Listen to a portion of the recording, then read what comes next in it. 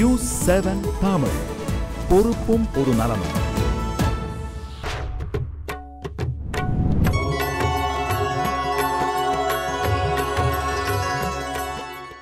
நமக்கு ஒரு நாள் ஒரு இரவு ஒரு பகலோ போதாது.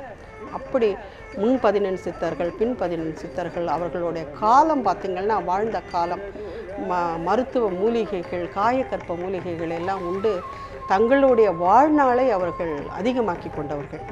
அந்த வாழ்நாளை அதிகமாக்கி கொண்டு வெறுமனே அவர்களுடைய சுகத்துக்காக அவர்களுடைய பேருக்காக அவர்கள் அந்த தவத்தை செய்யவில்லை, உலக மக்களுடைய நன்மைக்காக அதை செய்கிறார்கள். அதற்கு உதாரணமாக ஒரு சித்தரை பற்றி சொல்கிறேன். இடைக்காடர் என்பவர் ஒரு சித்தர். அவருக்கு என்ன வேலை அப்படின்னா ஆடு மாடுகளை மேய்த்து கொண்டு வருவது. அதை மேய்த்து கொண்டு இவர் பாட்டுக்கு அந்த புல்லாங்குழல் ஊதிக்கொண்டு அந்த மாடுகளை எல்லாம் மேய விட்டு திரும்ப அதை அழைத்து கொண்டு வந்து வைப்பார், கட்டி விடுவார். இப்படியே காலம் போய்கொண்டு இருக்கிறது. ஆனால் சித்தர்கள் எல்லாம் மருத்துவ அறிவு பெற்றவர்கள், ஜோதிட அறிவு பெற்றவர்கள். இந்த மருத்துவ அறிவை பார்த்தீர்களானால் ஒரே ஒரு சித்தர் சிவவாக்கியராக இருப்பார், சிவனை வணங்குவார். அதே சித்தர் திருமழிசை ஆழ்வாராக மாறுவார். அதே சித்தர் சிவவாக்கியராக இருந்து நட்டக்கல்லை சுற்றி வந்து 4 புஷ்பம் சாத்தியே மொணமொணவென்று சொல்லும் மந்திரங்கள் ஏதடா, நட்டக்கல்லு பேசுமோ நாதன் உள் இருக்கையிலே, சுட்ட கறி சட்டுவம் சுவை அறியுமான்கிறார். இப்போ நம்ம ஒரு பொருள் அருமையான ஒரு பொருளில் ஒரு கறிக்காய் சமைக்கிறோம். அந்த காய் கத்திரிக்காய் ரொம்ப அருமையாக இருக்குது, முருங்கைக்காய் ரொம்ப சுவையாக இருக்குதுன்றத என்னதான் ஒரு இனிப்பான ஒரு பொருளை செய்தால் கூட அந்த செய்கின்ற அந்த சட்டிக்கும் அதை அள்ளுகின்ற அந்த அகப்பைக்கும் அந்த சுவை தெரியுமா? தெரியாது. ஆக இறைவன் உன்னுடைய உள்ளத்திலே இருக்கின்றான், உள்ளே உன்னுடைய உள்ளத்தில் நாதன் குடிகொண்டு இருக்கிறான். நட்டக்கல்லும் பேசுமோ நாதன் உள் இருக்கையிலே என்று சொல்லும் பொழுது அந்த அப்படி சிவவாக்கியராக இருந்து இறைவன் எல்லாருடைய உள்ளத்திலும் இருக்கிறார் என்று தெரிந்து கொண்ட அவர் இன்னும் பல விஷயங்களை கற்றுக்கொள்வதற்காக அடுத்த மதத்திற்கு போகிறார். திருமழிசை ஆழ்வாராக அவர் மாறுகிறார். அந்த காலம் பார்த்தீர்களானால் 4750 ஆண்டுகள் சிவவாக்கியராக இருந்து அப்புறம் அவர் 4500 ஆண்டுகள் அப்படி இருக்கிறார். இன்னும் கூட அவர் பார்த்தீர்களானால் இந்த விஷயம் ஆச்சரியப்பட வைக்கும். யாக்கோபு என்று முகமதியராக மாறிவிடுகிறார். அதே சித்தர். இந்த இவர்களுடைய வரலாற்றையெல்லாம் பார்த்தீர்களானால் பிரமிப்பு ஏற்படும் நமக்கு.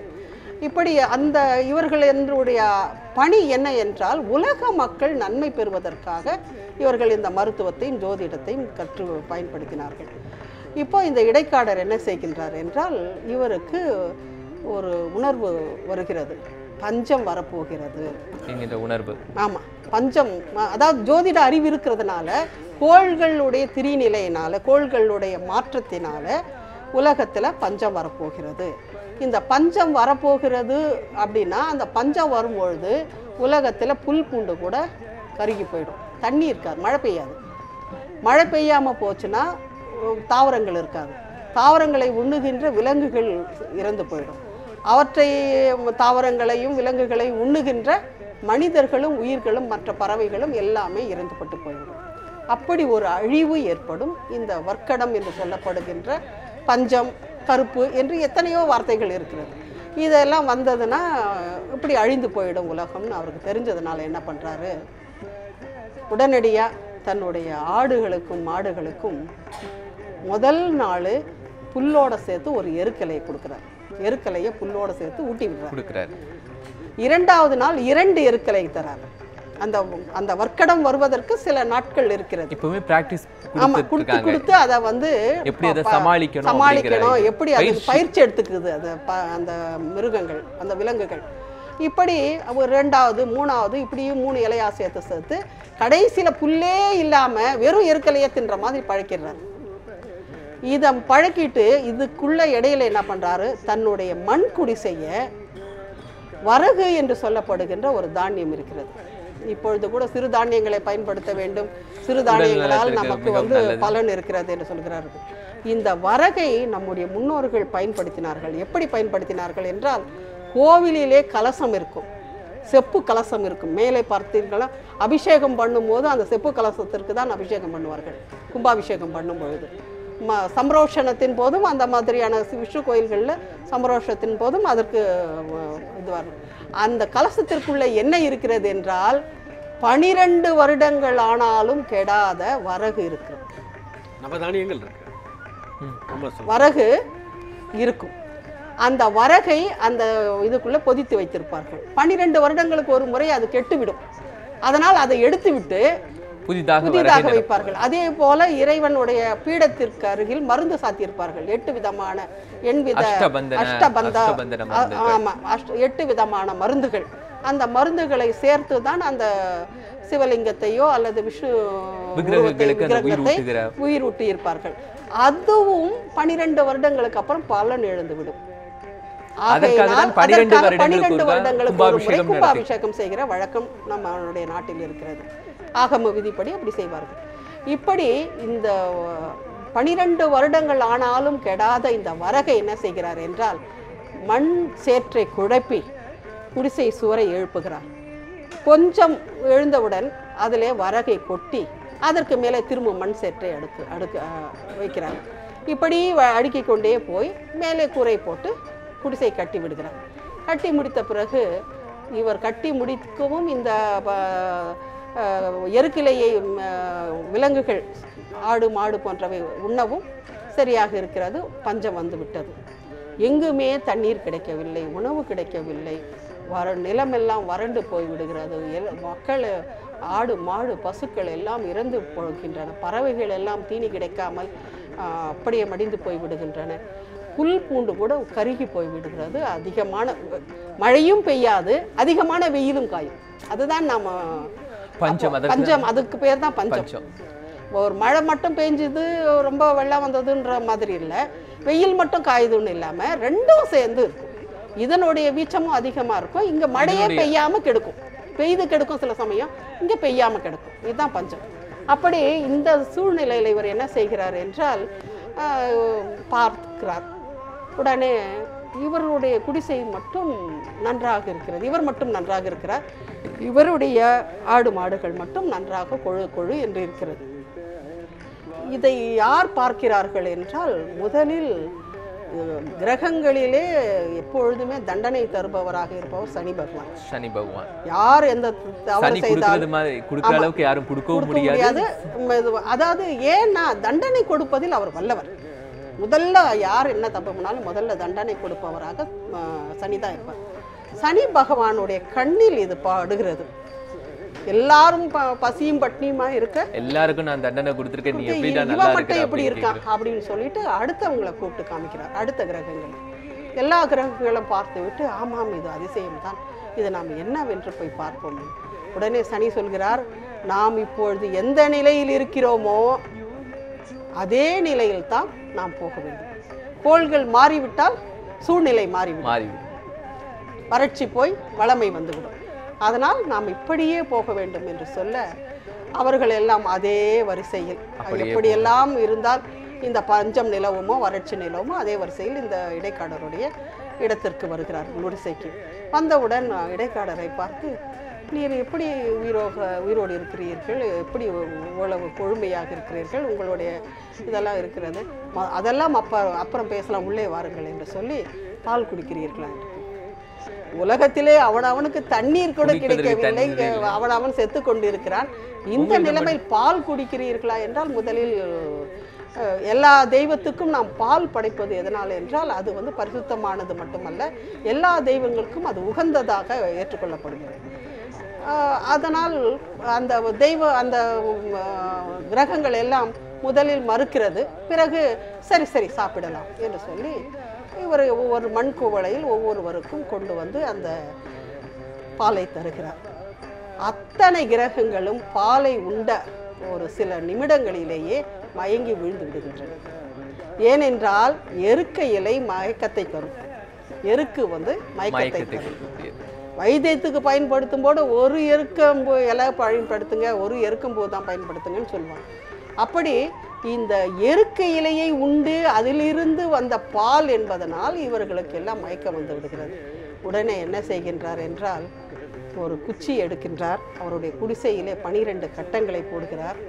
எந்த கட்டத்தில் எந்த கிரகம் இருந்தால் மழை பெருகுமோ அந்த கிரகத்தை கொண்டு போய் அங்கே வைக்கிறார். வருண பகவானை கொண்டு குரு பார்க்க வைக்கிறார். சனியை கொண்டு போய் வேறு இடத்தில் மாற்றி வைக்கிறார். சனியினுடைய பார்வை படாமல் இருக்கிற மாதிரி, அதே சமயம் குருவின் பார்வை படுகிற மாதிரி ஆக எல்லா கிரகங்களையும் மாற்றி, ஏன்னா மயக்கம் கிடக்கிறது, மயங்கி கிடக்கின்றன, அவற்றையெல்லாம் இழுத்து கொண்டு போய் அந்த இடத்தில் வைத்துவிட்டு அமைதியாக உட்கார்ந்து கொள்கிறார். இந்த வரகு பற்றி சொன்னோம் இல்லையா, அதை விட்டுவிட்டேன். இவர் எப்படி சாப்பிட்டார், எப்படி கொழு கொழுன்னு இருந்தார்னா, இந்த சேற்றால் கட்டப்பட்ட குடிசையை ஒரு லேசாக ஒரு தட்டு தட்டினால் அந்த சேறு காஞ்சி போயிருக்கும், அது தனியாக வந்துவிடும். அதுக்கு அடியிலே போடப்பட்டு இருக்கிற வரகு நன்றாக இருக்கும், அதை அள்ளி எடுத்து இவர் சமைத்து கஞ்சியாகவோ சோறாகவோ ஆக்கி சாப்பிட்டு விடுவார். இது போல ஒவ்வொரு படியாக இவர் வைத்திருக்கிற வரகை சாப்பிட்டு கொண்டு இருக்கிறார். அதனால் இவர் நன்றாக இருக்கிறார். கொஞ்ச நேரம் கழித்து பார்த்தீர்களானால் மின்னல் மின்னுகிறது, இடி இடிக்கிறது, மழை சோ என்று கொட்ட ஆரம்பித்து விட்டது. அப்படி நதி நீரோடைகள் எல்லாம் சலசலத்து கொண்டு நதிகள் எல்லாம் பெருக்கெடுத்து ஓடுகின்றன. குளிர்ந்த காற்று வீசுகிறது. மரங்கள் எல்லாம் தண்ணீர் பட்ட உடனே அது லேசாக அது தலை நிமிர்ந்து கொண்டு மரங்கள் எல்லாம் கிளைகள் எல்லாம் குளிர்க்க ஆரம்பித்துவிட்டன. இந்த நிலையில், உறங்கிய நிலையில் என்ன மென்மையான காற்று வீசுகிறதே என்று சொல்லி இந்த கிரகங்களை எல்லாம் மெதுவாக எழுந்து பார்க்கும் பொழுது பார்க்கிறார்கள், ஆஹா, இப்படி ஒரு நிலைமையை உண்டாக்கி விட்டாயே, இப்படி செய்யலாமா என்று கேட்க, மனிதர்களுடைய நன்மைக்காகத்தான் கிரகங்களும் தெய்வம் இருக்கிறது. கிரகங்களும் தெய்வமும் மனிதர்களுக்கு நல்லது செய்வதற்காகத்தான். அப்படி இருக்கும்போது நீங்கள் இப்படியெல்லாம் செய்யலாமா? அதனால் தான் நான் சித்தத்தை சிவன்பால் கொண்டிருக்கின்ற ஒரு இடைக்காடன் இடையன் நான் இதை செய்தேன் என்று சொல்வார். ரொம்ப நல்லா சொன்னீங்க. ரொம்ப இன்னும் அதை பற்றி நம்ம நிறைய இதை பற்றி கேட்க வேண்டியது இருக்கு. அதுக்கு முன்னாடி திருவாரூர் தியாகராஜ சுவாமி கோயிலில் நாட்டியாஞ்சலி விழா நடைபெறுது. அதை நம்ம நேரலையில் பார்க்கலாம்.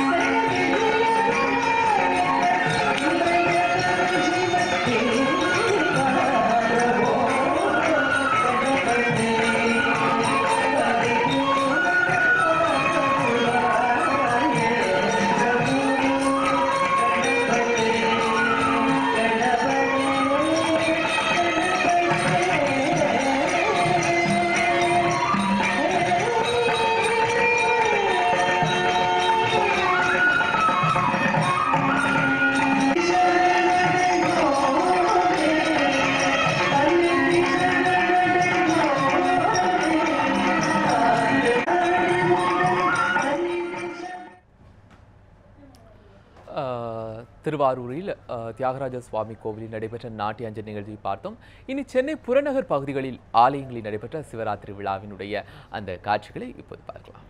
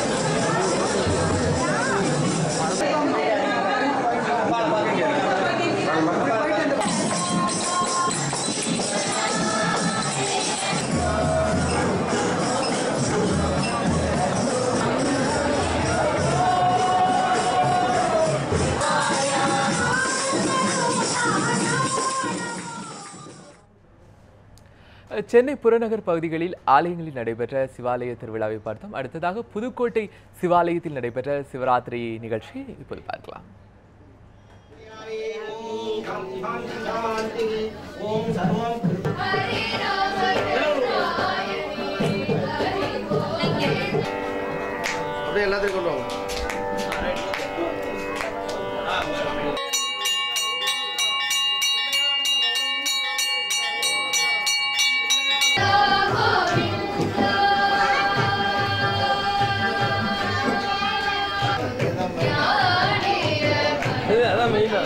நன்றி